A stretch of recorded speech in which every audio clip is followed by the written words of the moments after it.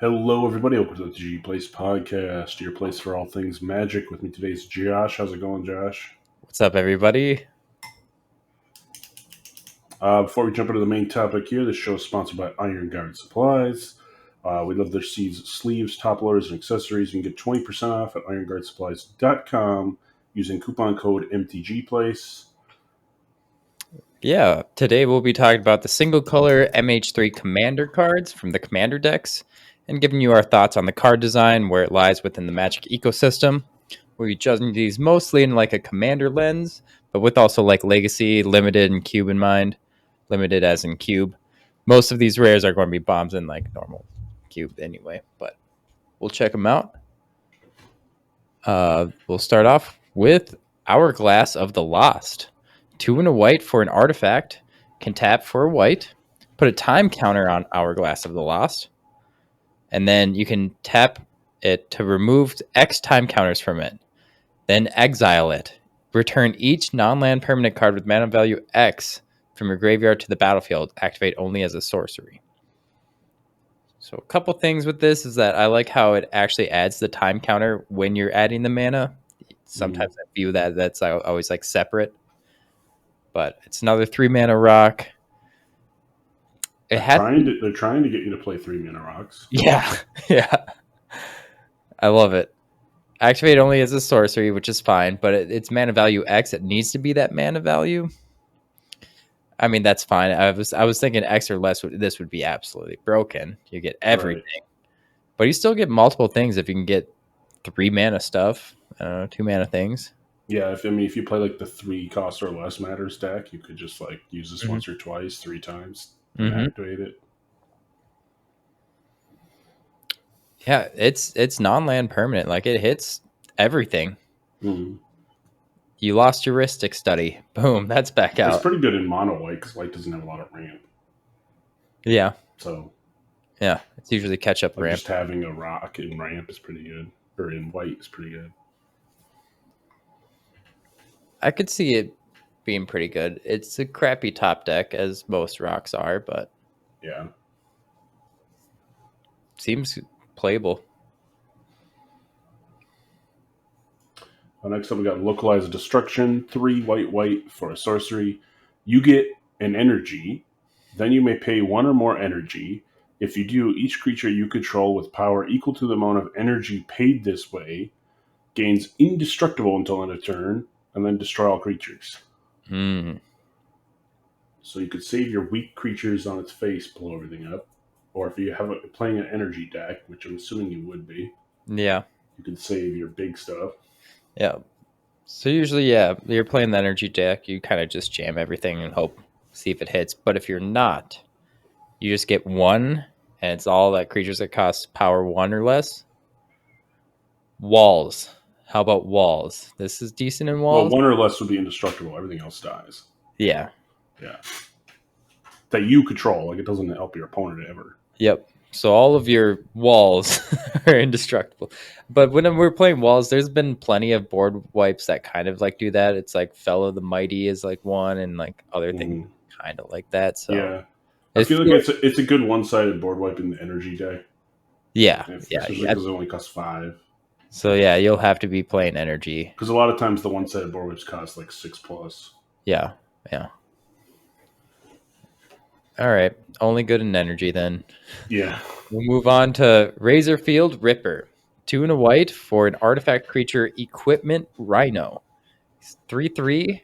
Whenever it or an equipped creature attacks, you get energy. Then it gets +X until end of turn, where X is the amount of energy you have. I like that.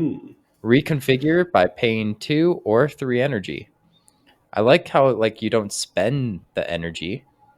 No, you just checks what you have. Just check how much you have. So it's like the first time it attacks, you get 1/1, then 2/2, then 3/3. That's pretty sick. In a dedicated energy deck, this could easily give like 10/10. Yes. But, yeah. This is nuts in an energy deck, and it's pretty good even not in one. Yeah. Guess it is pretty good. I mean, I would probably just play it out as a 3/3 and just keep swinging that it's a 4/4 then a 5/5 versus reconfiguring it. But true. reconfiguring, if you have the time to do that, it's nice because it's like almost anti-board wipe. Like someone Right. the creature. Oh, this guy's still here. Still here. And you get your creature modified now that things are counting for that. Yeah, it seems playable. I like it. Yeah.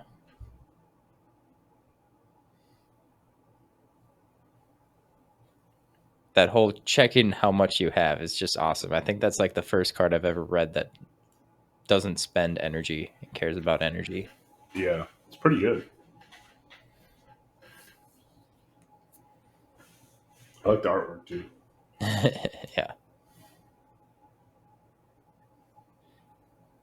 Yeah, that's on Karn's planet. Whatever, Meridian. It's 100% Meridian. Mirrored. The Mirrodin, yes. The hexagons floor. Mm-hmm.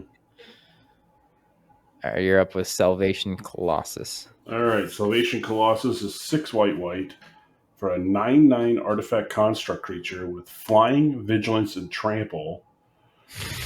Whenever you attack, other creatures you control get +2/+2 and gain indestructible until end of turn.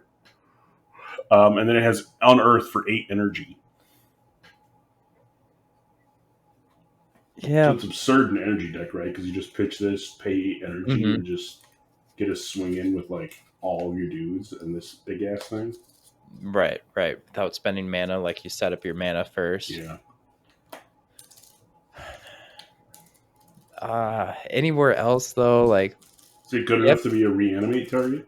we have Triplicate Titan. Triplicate Titan's flying, vigilance, trample, 9/9 for 9. Mm-hmm. Guess this is 8, but This is double 8. white pit. But are you really casting Triplicate Titan? You're just reanimating it. That's what I'm saying. Would you reanimate this? I'd rather play Triplicate Titan over this. So this is only going in an energy deck where you can pay the 8 energy. And I mean, it does. Yeah, I guess it does Anthem. like, well, that's what I'm saying. The Unearth is insane. Yeah. Like if you have 8 energy and you have like a draw discard effect, you just pay energy. Yes, that's a given. But anywhere else, if you're reanimating anywhere else, you normally don't really have like the board to like want that. So probably not. So energy deck only then. Dang it! Come on.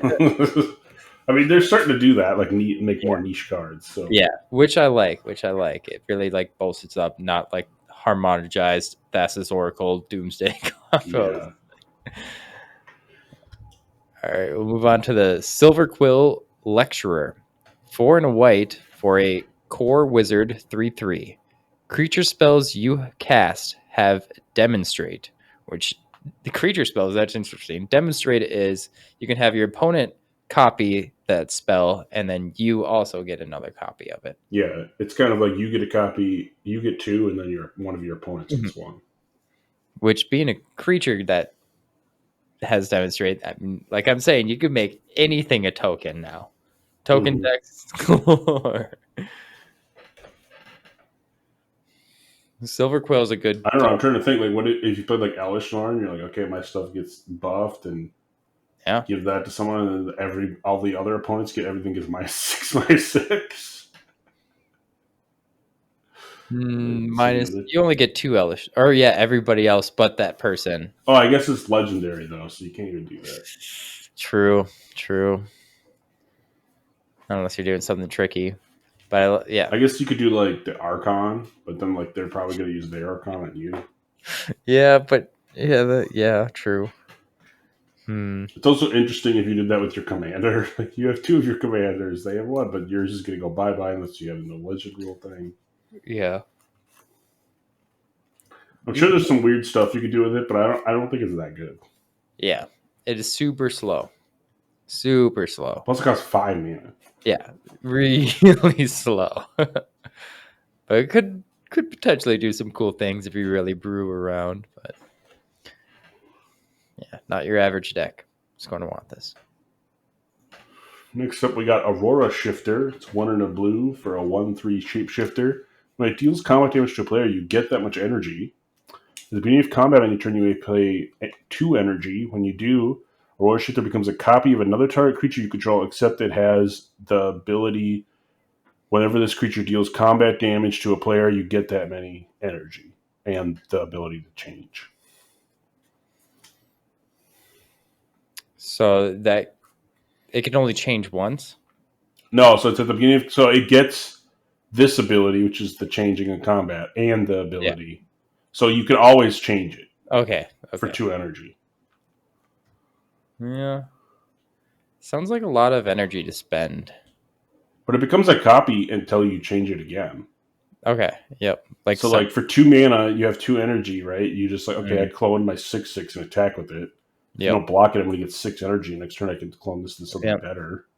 But it has to be on your side. That makes it way worse. It can give you a lot of energy, though. Yeah. If you have a big dude. I think that's otherwise, you're just like swinging with a 1/3 that gives you energy, which is whatever.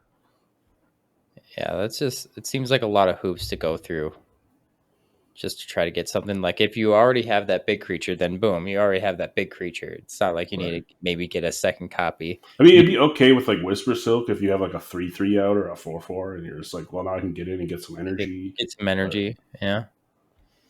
Guess it's kind of an energy battery that way. Yeah, okay. It's like medium though.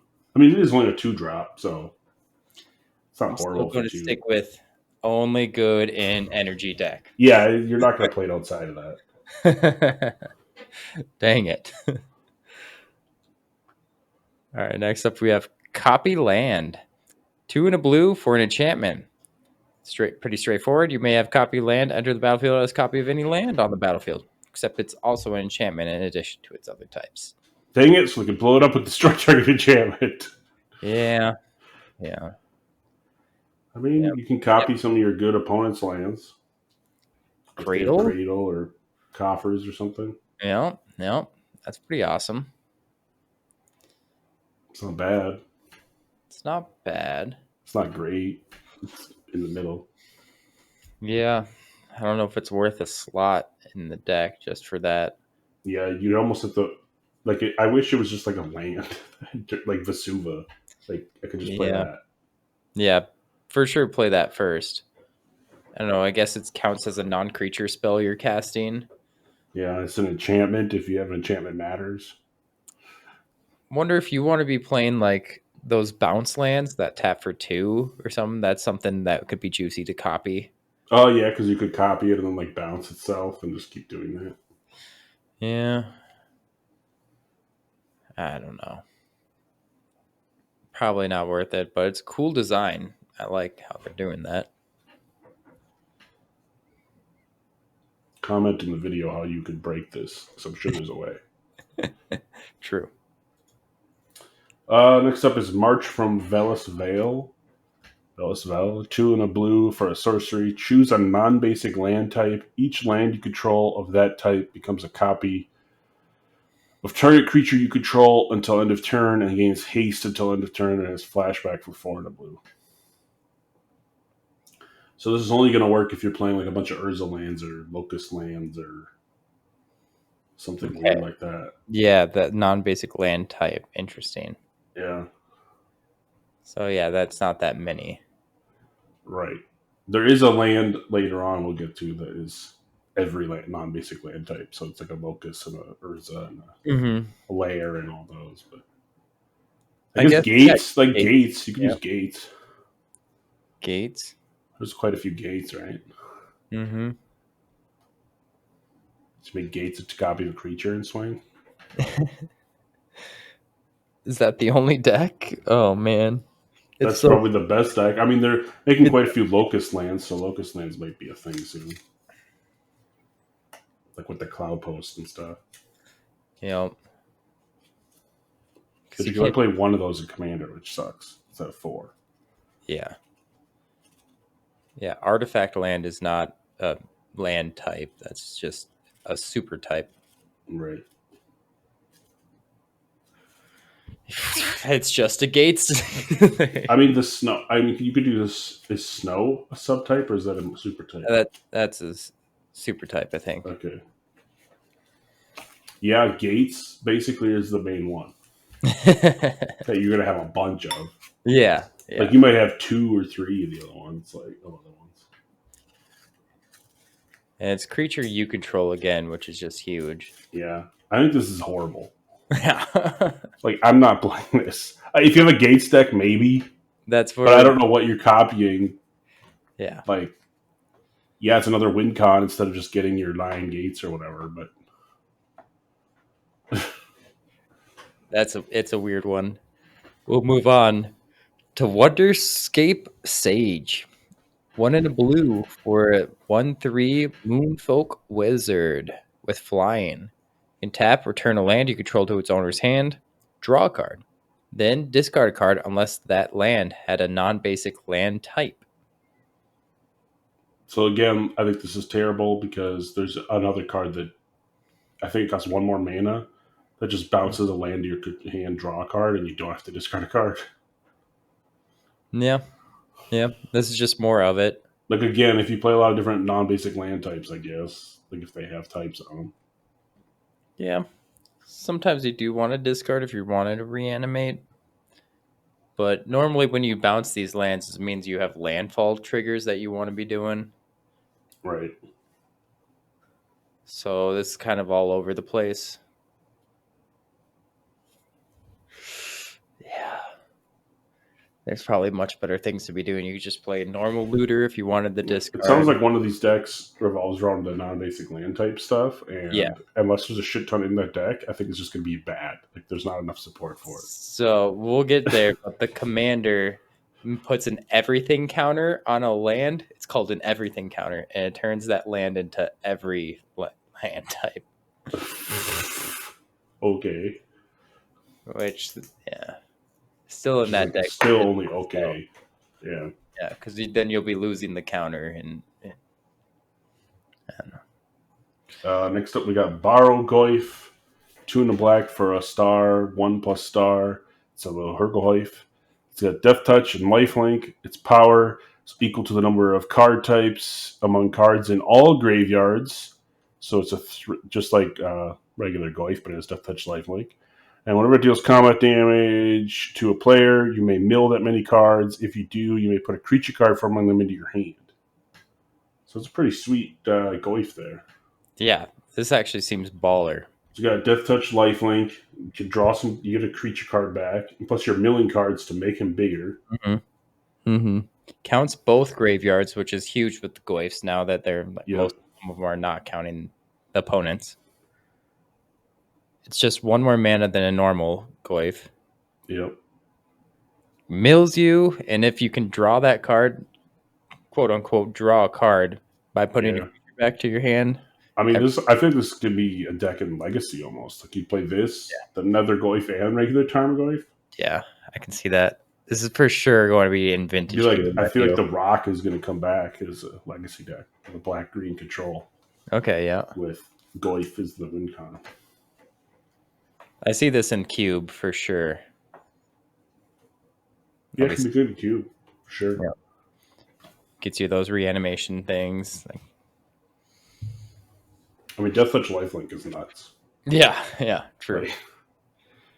Like if this is bigger than a 2/3, it's already better than the annoying ass vampire lifelinker guy. What's the name? Flying. Yeah, Nighthawk. Nighthawk, yeah. Yeah. Yeah, it's going to be one to watch for. All right, next is the final act. 4 black for sorcery. Choose 1 or more. Destroy all creatures. Destroy all planeswalkers. Destroy all battles. Remember what battles are? Exile all graveyards. Yeah, and battles. Loses all counters. Remember They're from battles? The one set. I don't remember. Zendikar set or whatever. No, it was March of Madness. March of Machine. That's what I remember, but we played with them in a tournament. Yeah. None of them loses all counters is funny because they'll get rid of poison counters and energy. Yeah, that's just how like proliferate works now in a way. Well, this is all though. This is true. So if they have like 9, they're not going to lose. Yeah, but it doesn't work on yourself, so that sucks. I know this seems really slow and really bad. Just play farewell, people. Yeah, but if you're in mono black, I guess. Yeah, I would But just otherwise, yeah, just play farewell. for 6 mana, you could play like 7 mana and do like in Garrick's Wake or like one-sided board wipes. That's true. Yeah, it's not great. Can hit planeswalkers, but in like Commander, you Like, unless your playgroup plays a lot of planeswalkers, battles, or a lot of poison effects, I don't think it's yeah. like because the creatures is the most relevant part. Yeah, sorcery speed, exile all graveyards is nothing. Right. That doesn't matter. It's just like a tag on. Yeah. Yeah, probably bad. All right, next up we got Aether Refinery, 4 red. If you would get 1 or more energy, you get twice that much energy instead. Tap, you get an energy, then you may pay 1 or more energy. If you do, create an XX black Aetherborn creature where X is the amount of energy paid this way. Only an energy deck. Yeah, only an energy deck, obviously. Okay, but I guess we're even not an energy deck, it makes 1/1s, but because you get 1. at Or that actually, time, you get 2, right? that's true. Okay, Yeah, so okay. it makes 2/2s in a not energy deck. That's true. They're just black creature tokens. They're not artifacts, which hurts.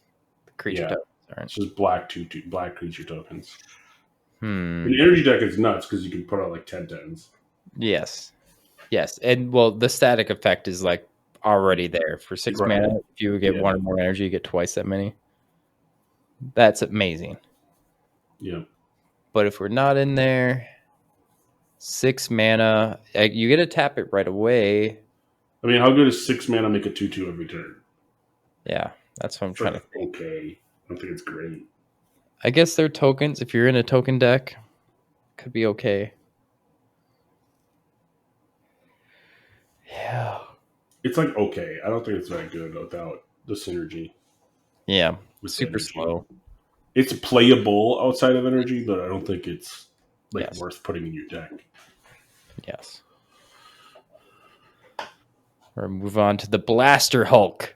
6 red for an 8/8 artifact creature pirate. This spell costs 1 less to cast for each energy you've paid or lost this turn. It's got haste. Whenever Blaster Hulk attacks, you get 2 energy. You may pay 8 energy. When you do, Blaster Hulk deals 8 damage divided as you choose among up to 8 targets. So energy deck, obviously, because you could just play red for this. Yeah. Yeah, that's going to be crazy. Dealing 8 damage to targets, that can hit face. Yeah. That's pretty nuts. I mean, the only thing is like you'd have to have a way to pay for a bunch of energy, like 6 energy post combat or pre combat. I mean, because if you do it post combat, play an 8/8 for 2, but has haste, you're not going to be able to swing. Mm-hmm. I mean, it's still good at 8/8 for 2. Okay, we gotta keep thinking. Outside of energy. Outside of energy, it's trash. Yeah, it's up. Yeah, complete trash. Because you can't ever pay the energy unless you attack with it like Attack 4 times, but like somebody's going to be dead by the time you attack with it 4 times. Yeah. Reanimate 8/8 haster. It's medium. Still not good. Rip, dude. Good in energy deck. Next, we got Filigree Racer, 3 in a red for a 5/5 artifact vehicle. When it enters the battlefield, you get 4 energy. And then when it attacks, you may pay 2 energy. And when you do, target instant or sorcery card in your graveyard gains Jumpstart until the end of turn. And then it has Crew 1. It's a 5/5. Even in an energy deck, I don't see. I mean, is it how good is giving 2 instant sorceries Jumpstart? Like you can just recast them by discarding a card and paying. Yeah, that's decent, but you have to attack with it. when you run. Yeah, but the crew's 1. It's pretty easy to attack with it. Yeah. But your instant and sorcery deck, can it fit a random artifact vehicle in it when you want to be more Yeah, I instants and don't know. I mean, sorceries? in a flicker deck, it's okay. You can keep getting 4 energy if you Yes, need energies. that part's nice. And Part's nice. then you can get one of your flicker cards back. True. Just have this be the flickered vehicle. The flicker vehicle. I don't know, probably not worth it to It's me. probably only in energy decks, right? You may Yeah, put some flicker cards in your energy deck just because of this. because it would hit twice. You get it. You get to do it twice because you have 4 Mm-hmm. energy. You get to attack. You used to Jumpstart. do it twice. It seems actually the most viable out of the non-energy decks, but I still Right. don't think it's that good. It's still better in an energy deck, though. Yes, 100%. But yeah, you could maybe play it outside of that. But like or you could just play like Snapcaster Rage. So Yeah. All right, we'll move on to the Overclocked Electromancer. 2 in a red for a 2/2 Lizard Wizard. At the beginning of combat on your turn, you may pay 3 energy. If you do, put a +1/+1 counter on him. Whenever Overclocked Electromancer attacks, double its power until end of turn. And whenever it deals combat damage to a creature, if that creature was dealt excess damage to this turn, you get X energy, where X is that excess damage.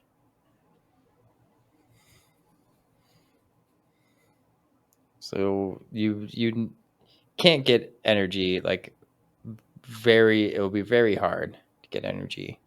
also it's a 4/4. Yeah. And they'd have to block with the 3/3 or less, and you get Chump. that much energy. They chump block with a 1/1, you get 3 energy, then you So can get it's bigger. pretty good in an energy deck. Mm-hmm. It seems very bad outside of that though, because it's basically a 3-mana 4/4 until they chump it a couple times. Like, because they're not going to chump it with a 1/1, knowing that the next turn you could just swing at them for 6. True. They'll just take the 4. I mean, unless you're playing, like, I guess it could be okay in just like a Voltron deck. Yeah, because he just doubles his Just power. double its power and not even care what the energy stuff. That's very interesting. Okay. Yeah, it's interesting, but probably still not worth it. You're going to be trying to do too many hoops. Yeah.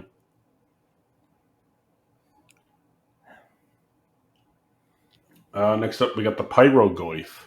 3 in a red for a Lohugoyf. Pyrogoyf's power is equal to the number of card types among cards in all graveyards. And then that all graveyards +1 for toughness. Whenever it or another Lohugoyf enters the battlefield under your control, that creature deals damage equal to its power to any target. Any target. Sweet.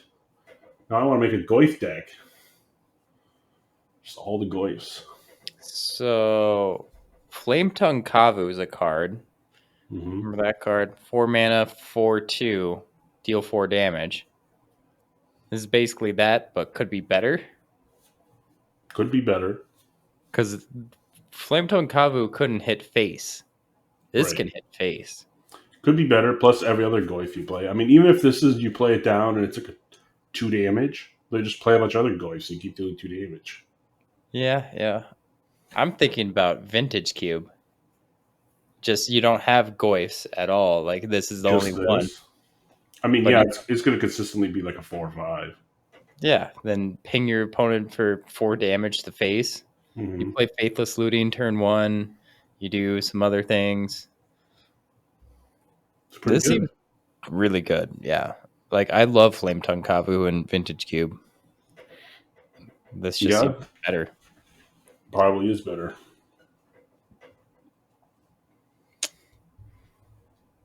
All right.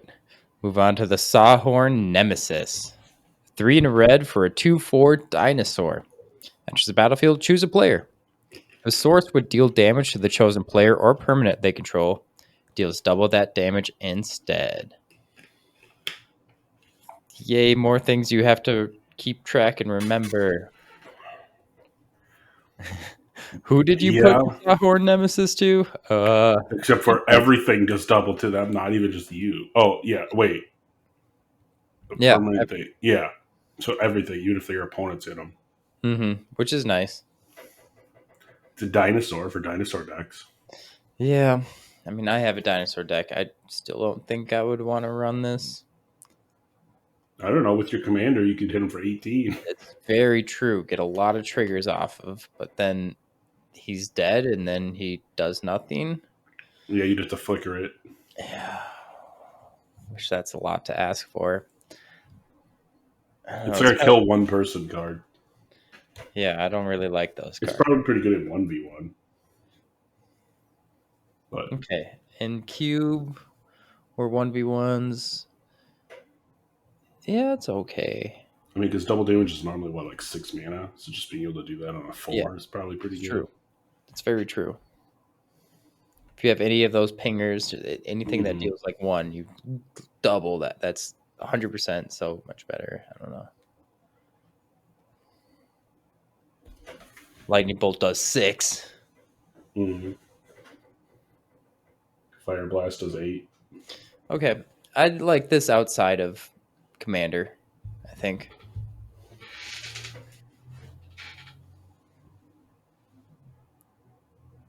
Next up, we got the Siege Gang Lieutenant. It's 3 in a red for a 2/2 Gobbo. It has Lieutenant, so at the beginning of combat on your turn, if you control your commander, you make 2/1/1 Goblin creature tokens with haste. Dang. And then it has the Siege Gang ability for pay 2 second Goblin, deal a damage to any target. It's pretty good. It's like Siege Gang Commander, but better. Yeah, but better. Because it only costs 4, and you get 2 Goblins every combat. Yeah, that's crazy. I mean, I guess Siege Gang Commander was getting a little bit old for like Commander sense, because this card's only good in Commander, which is nice. Like Siege Gang Commander's decent in 1v1. Yeah. But like in Commander it wasn't. So now making a Commander specific card, I like it. Sweet. But yeah, it only works in Commander. Yeah. You would not run this. I mean, unless you just play a lot of other goblins in your deck, you might, but have a at that point just play regular Siege Gang. You'll play that. I would play any other sack outlet than this in 1v1s. It's good for Commander if you want some goblins. Yeah.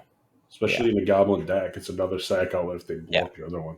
Cranko Mob Bosses is insane. I guess if you just want to make tokens too, it could be anywhere. Like any sort of token deck, I guess.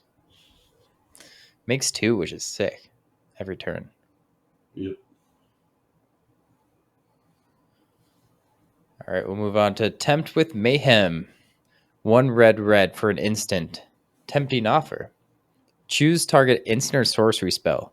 Each opponent may copy that spell and may choose new targets for the copy they control. You copy that spell once, plus an additional time for each opponent who's copied that spell this way. You may choose new targets for the copies you control. Fun. How does this work with counter spells? Very confusingly. Yes, very confusingly. Like, okay, what's your countering? Now mine's going to counter this. Yours is going to copy that. If you have 4 players, everybody's going to say yes to the counter spell. They all go on the stack, and then they resolve APNAP order, or they have to choose. That would be a whole ordeal. I think basically it's going to result in the original being countered. Yes, the original is going to be countered. Yeah. Because it's just a bunch of counter spells on the stack. That's true. So you will be able to just get them. This can counter a counter. Because someone's going to do it. It's really crazy if they play like Vindicate or something. Vindicate's fun. My first thought was Cultivate. Everybody's going to be like, yeah, I want to Cultivate. Yeah, then you just get a whole bunch of lands. The original player gets a crap load. Or what if you copy another temp spell? Like the Temple Discovery one. My brain already hurts. All right, how many people want to tempt for this one? How many people want to tempt for that one? What's the most optimal play? I have no clue. You do a lot of fun stuff with this. I don't know how good it is. No, double red pip hurts. You're not really holding up. Yeah, it's definitely a fun card. Not I a mean, it does copy it at least the one time for you, so mm-hmm. can counter a counter or something. Yeah, but then someone's going to, who's ever the original counter is going to get tempted, Mm. and if no one else does, he'll counter your tempt. But then you get another one. True. Okay. Hold up. Yeah, it does counter the counter. Okay. Mm-hmm. Now, if you played something else on the stack first, and that's why they did the counter, though, Mm-hmm. like someone else could just choose to counter your thing, Mm. and then you'd have to use all of your extra counters on that counter. It's just a confusing mess. Yeah. Confusing mess. But luckily, it's not spiky. But you do get an extra copy for every opponent that does. So it does. I'm pretty sure counter a counter every time.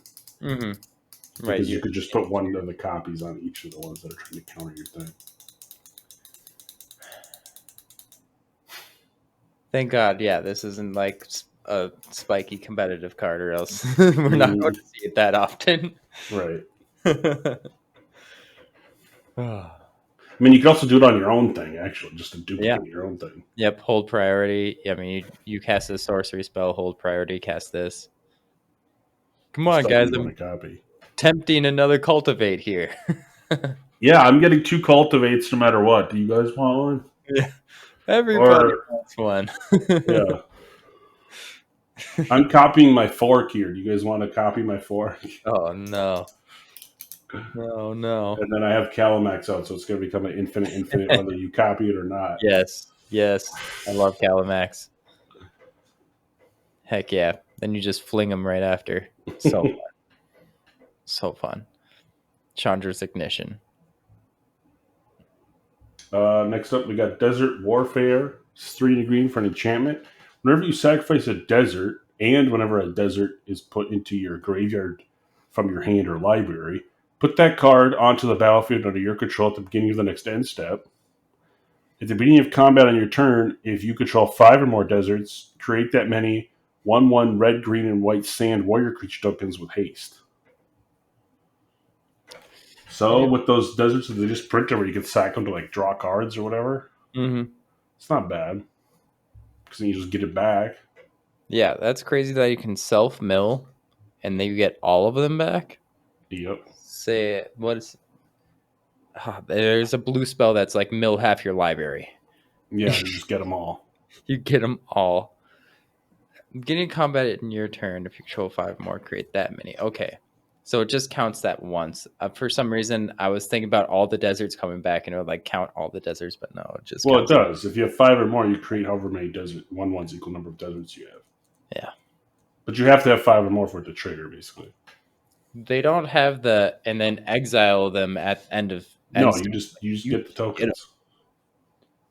This card's strong, but you need a desert deck. Yeah, if you build a desert deck, you build like half your library. You're just like, okay, now I'm getting like 6 1/1s with haste every turn. Insane. It's pretty good. But you have to be running deserts, so that's bad. Deserts are the worst. They're not the worst. They're not the worst, but they're not those common ones that just ping. Like, yeah, they're not optimal for sure. But I mean, they did print a Desert Commander like last set, so or whatever it was. So it was 2 sets ago. I don't know. All right, move on to the Polygoyf. 2 and a green for a Lurgoyf, star +1 star for a trample and Myriad. Myriad. Polygoyf's power is equal to the number of card types among cards in all graveyards, and its toughness is equal to that number +1. So it's Tarmogoyf with trample and Myriad. Costs 3. Seems good. Yeah, it's just a body. I was getting crazy over the other Lurgoyfs because of the 1v1 potentials. This does not work with 1v1 potential. Works in my Goif deck I want to build. Yeah, it works in Commander, but it's just like I always say, stats aren't really what you want to be doing. But if I you're a mean, Goy it's going to be a 4-5 with 4 players, most likely. yeah, seems okay at Like, how best. good is a 4-5 trample swinging at everybody? It's pretty Yeah, not bad. it's not bad, but not crazy good. I don't know. It seems okay for me. I I'd mean, you rate could it. get it up to a 5 or a 6, but It's meh. 3 out of 5 for I me. think it's okay. Yeah, it's okay. Next up, we got the Rampant Frogatua? Yes. Frogantua? I don't know. There we go. Yeah, it's big. He's huge, bro. Look at him. 2 and a green for a 3/3 frog with trample. That's only a 3/3. But it gets +10/+10 for each player who has lost the game. That's funny. Whenever discount damage to a player, you may mill that many cards and put any number of land cards from among them onto the battlefield tapped. That's powerful. So at its base, it's a 3 for 3/3 trample that you can mill 3, put up to 3 land cards into play. Mm-hmm. If someone's dead already and you play it even late game, it's a 13/13 for 3, which is insane. Insane, yeah. So if you can play this after one player's been eliminated, it's nuts. Which the most famous of getting one person eliminated is either Infect without like the proliferate ones, or where I want to run this is what is that? The enchantment aura decks, the Voltron decks. Voltron decks. Because that already labeling itself getting +10/+10 for each player lost the game. So that's just like screaming, yes, I want to be buffed. Mm-hmm. So let's just buff them up with auras. Right. I like how it's any land card too. It's not like basic land cards that you find. Any land. That's amazing. I think this is good. Yeah, it's going to be good in Voltron. I think it's good just in general, right? Like, because if I just play a 3/3 3, if I could get in one time with this and ramp like 2 lands, that's insane. 2 lands would be really good. Normally, you would just hit just 1. I would feel like. I mean, even if you hit 1, it's like playing That's a rampant growth and you have a 3/3 left behind. Yeah, every single turn. Like, because I mean, turn 3, like especially if you ramp it out earlier than that, there's going to be someone who doesn't have a creature out, probably. Yeah. There always is in so you can Commander. get in for that. And then if you draw it late game, it's a big enough creature that you don't care about the lands. So but you still get them. Yeah. Your milling cards too. I'm thinking about putting this in Sidisi. Mm-hmm. Some milling cards. Gets cards out. Ram. Yeah. Okay. Yeah. Without Voltron, this is still a good card. I think it's good all around. Yeah. I feel it. All right. I'm on board with the frog. All right, move on to Sage of the Maze. 2 and a green for a 1/3 elf wizard. You can tap, add 2 mana of any combination of colors. You can also activate him by tapping. Until end of turn, target land you control becomes an XX citizen creature with haste in addition to its other types, where X is twice the number of gates you control. Activate this only as a sorcery. Tap an untapped gate you control as another activated ability. Untap Sage of the Maze. So this is insane in a gate deck. Because tap, add 2 mana, tap a gate, get another 2 mana. Like, all your gates basically tap for 2 mana. Right. Yeah, that's actually insane.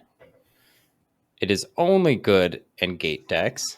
I mean, outside of it, how good is 3 mana, 1/3 that taps for 2 mana of any color? It's not like the worst. It's not the worst, but there's definitely others that already do that. Mm-hmm. Bloom Tender, the green-white Dryad thing. Yeah. Taps for more. But nuts in a gate deck. Gates deck, you just got a new toy. Plus, you make something freaking big, dude, if you really wanted to. Mm-hmm. Because it's not just like where X is twice the number of gates you control. That's already a big number. But then you tap an untapped gate you control to untap them again. Yeah.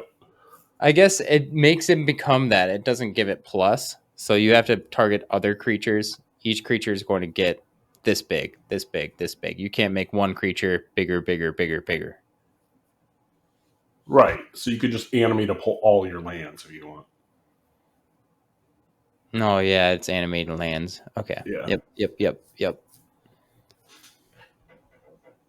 Or And half your lands, I guess, because you have to yeah, tap again. you're going to have to tap them. Yeah.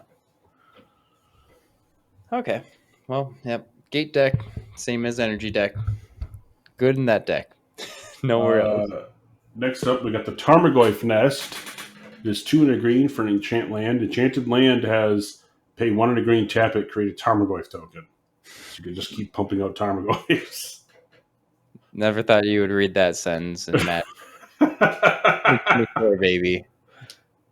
Well, at least everyone knows what Tarmogoyf is. Yep. So the Hugahoyf Aura. Squirrel's Nest by Termigoyce, but with Squirrel's Nest, you don't need to pay mana, so paying mana is a lot to ask for. If you wanted to combo with Squirrel's Nest. Yeah, you're basically not going to combo with this. It's just going to be, do you want access to playing a Goyf every single turn? Yes. Which is pretty good. You ain't Goyf Tribal. Let's go. Yeah. You should get the deck. I'm assuming the command of the commanders of the deck is about Goyfs. Yes, it is. It's actually pretty sick. Nice. But I think we'll hit that one on our next podcast. We'll switch over to our segments. All right. Today, I'll do my Jank combo. We're going to go a little old school with just wanted to talk about our Lord and Savior Nim Deathmantle. I've heard that one. It's an old school card. It's an artifact equipment that we equip for 4. But whenever a non-token creature is put into your graveyard from the battlefield, you may pay 4. If you do, return that card to the battlefield and attach Nim Deathmantle to it.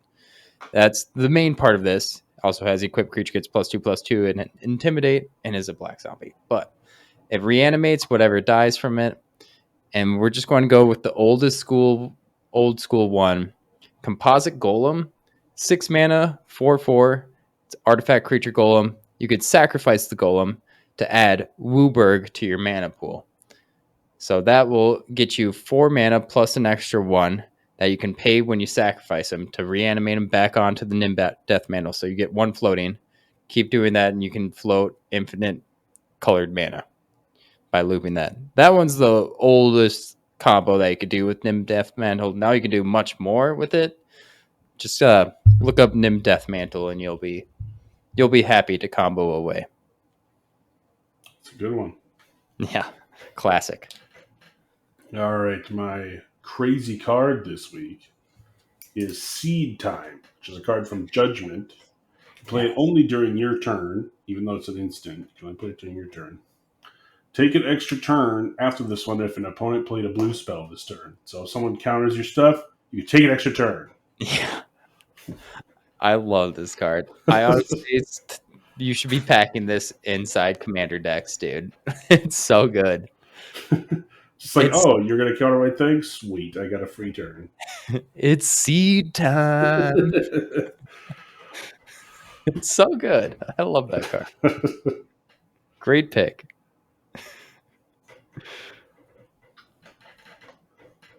All right, so that's our show for today. If you like any of these cards, pick them up using our TCG Player affiliate link, which can be found in the show notes in our website, mtgplace.net. Yeah, you can help support the show at patreon.com. We have different tiers of involvement to get you different perks. Also, come hang out with us by joining our Discord and just come and talk to us. And don't forget to hit like and subscribe to be notified of all of our videos and podcasts when they're released. Thanks for listening. Goodbye, everybody. Peace.